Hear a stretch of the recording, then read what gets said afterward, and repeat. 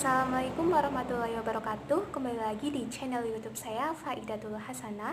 Jangan lupa subscribe, like, komen, dan juga share ke akun sosial media kalian biar aku tambah semangat bikin videonya.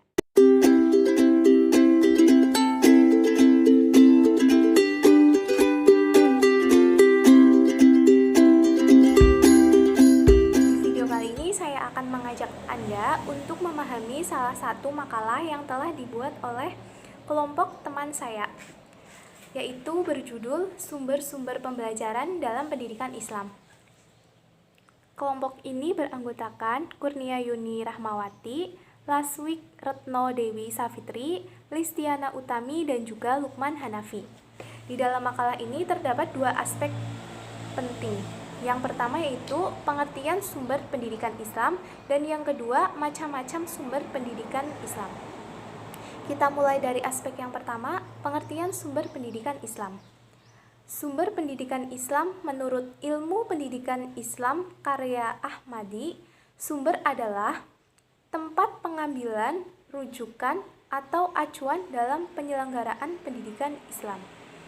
Karena itulah sumber ini mempunyai peranan penting bagi pelaksanaan pendidikan Islam. Dari sumber ini, umat Islam dapat memperoleh patokan-patokan tertentu, pedoman bahkan pegangan bagi berlangsungnya pendidikan Islam. Aspek yang kedua, macam-macam sumber pendidikan Islam. Sumber-sumber autentik pendidikan Islam yaitu Al-Quran dan Sunnah Nabi.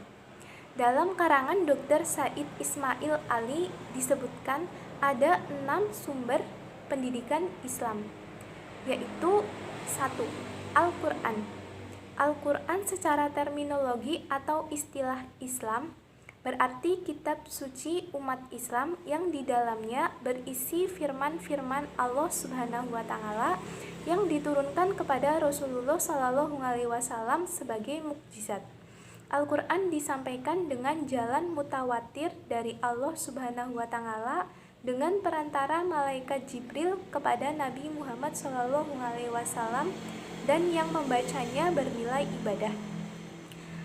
Al-Quran memiliki keistimewaan diantaranya menghormati akal manusia, bimbingan ilmiah, tidak menentang fitrah manusia, penggunaan kisah-kisah untuk tujuan pendidikan, dan memelihara keperluan-keperluan sosial. Sumber yang kedua yaitu As-Sunnah. Di dalam sunnah, Nabi mencerminkan segala tingkah laku Rasulullah SAW yang harus diteladani oleh setiap muslim. Alat pendidikan yang paling efektif untuk pembentukan pribadi adalah tauladan. Maka Rasulullah sebagai tauladan yang paling utama, dan dari sunnah Nabi tersebut dapat diperoleh penjelasan konsep yang lebih rinci dan jelas dari konsep global Al-Quran. Sumber yang ketiga yaitu ijtihad. Ijtihad adalah berpikir dengan menggunakan seluruh ilmu yang dimiliki oleh ilmuwan syariat Islam untuk menetapkan dan menentukan suatu hukum syariat Islam dalam hal-hal yang ternyata belum ditegaskan untuk hukumnya oleh Al-Quran dan Sunnah. Ijtihad dalam hal ini dapat meliputi seluruh aspek kehidupan, termasuk aspek pendidikan, tetapi tetap berpedoman pada Al-Quran dan Sunnah. Sumber yang keempat, ada sahabat-sahabat Nabi.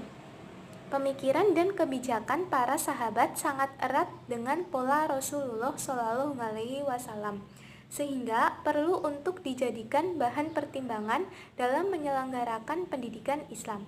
Aspek yang kelima, kemaslahatan umat atau sosial.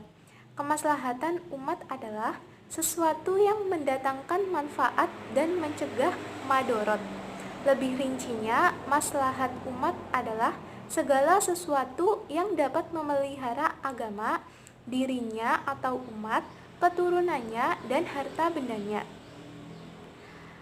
Yang keenam atau yang terakhir, nilai dan kebiasaan masyarakat. Dikiaskan dengan yang terkandung dalam surat Al-Baqarah ayat 233. Haruslah anak yang dilahirkan itu diberi belanja dan pakaian oleh bapaknya sesuai dengan kebiasaan. Maka nilai dan kebiasaan masyarakat yang tidak bertentangan dengan nilai-nilai Islam, apalagi yang membawa maslahat dalam, dapat dimanfaatkan sebagai sumber untuk menentukan kebijakan pendidikan.